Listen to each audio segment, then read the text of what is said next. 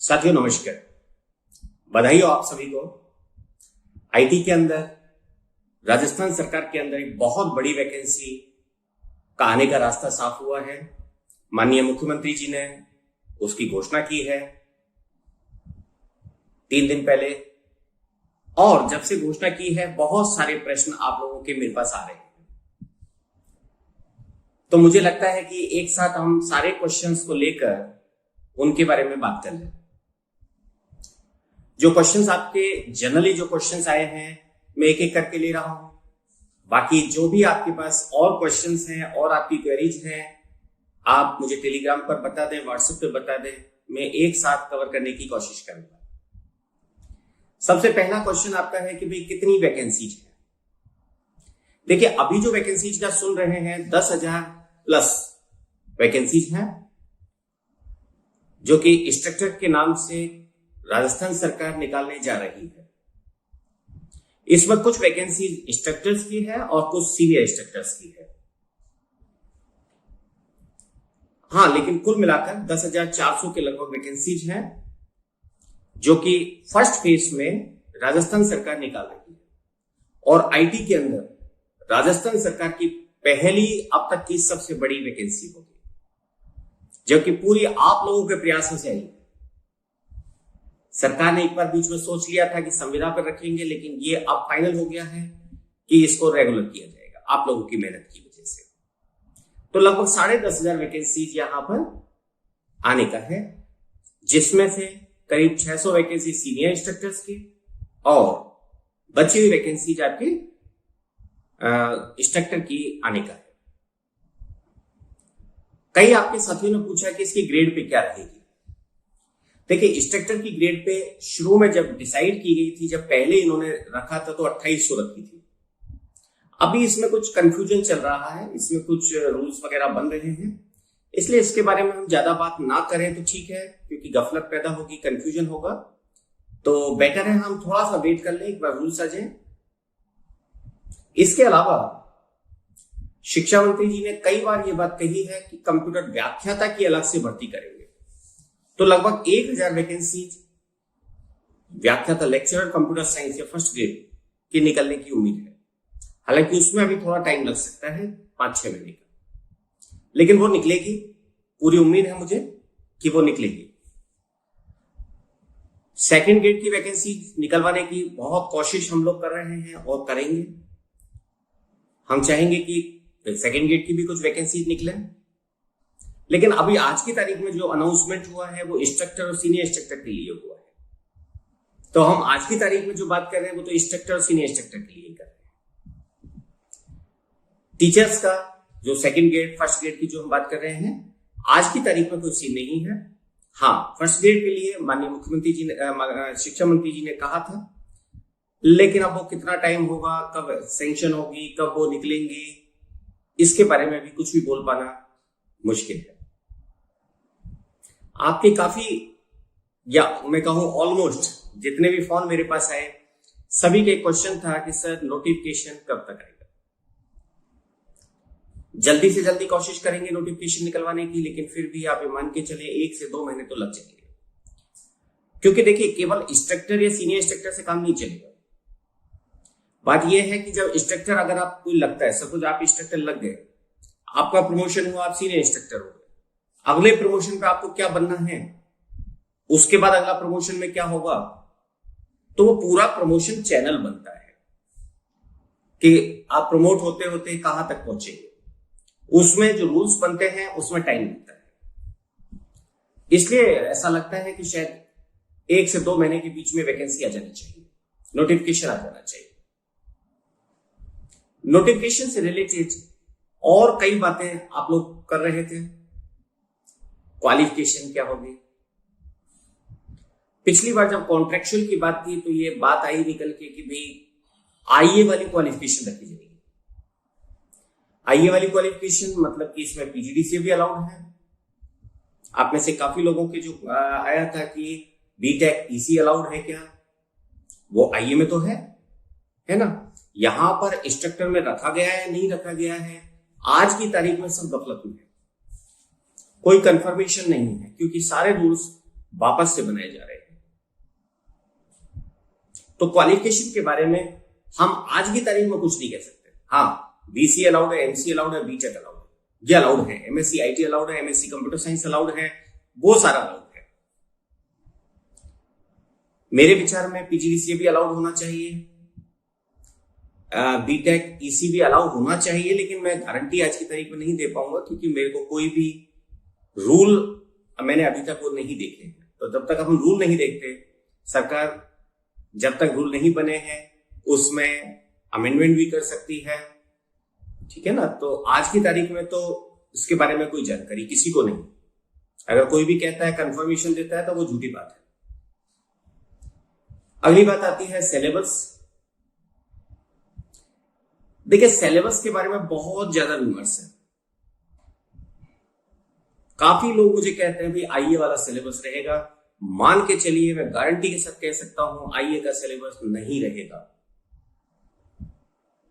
यह बिल्कुल झूठी बात है कि सिलेबस आईए का रहेगा। केवल बरगलाने वाली बात है कि आईए का सिलेबस हो। इसका सिलेबस बिल्कुल डिफरेंट है। जहां तक मेरी जानकारी में है, सी प्लस प्लस दोनों लैंग्वेजेस पूरी हैं। आईए में सी लैंग्वेज भी हमारी लिमिटेड थी। इसके अलावा जावा और पाइथन दोनों में से एक लैंग्वेज है, जो मुझे बताया गया है, जो मेरी जानकारी में आया है।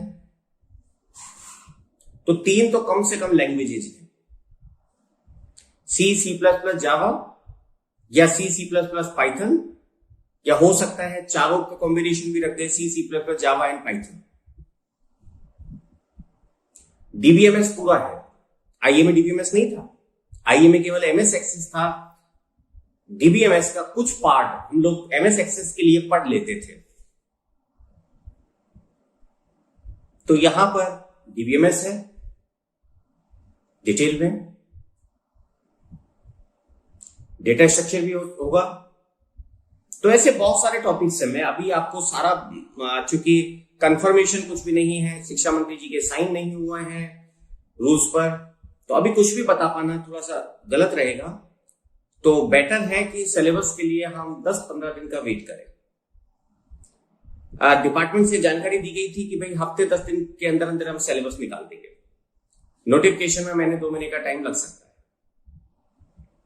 तो बेटर है कि सिलेबस का इंतजार कर लें, क्योंकि जब तक सिलेबस नहीं आता है, आप ये चीज मान के रखिए कि कोई भी जब पढ़ाएगा या पढ़ेगा तो क्या पढ़ेगा, उसके लिए सिलेबस इंपॉर्टेंट है।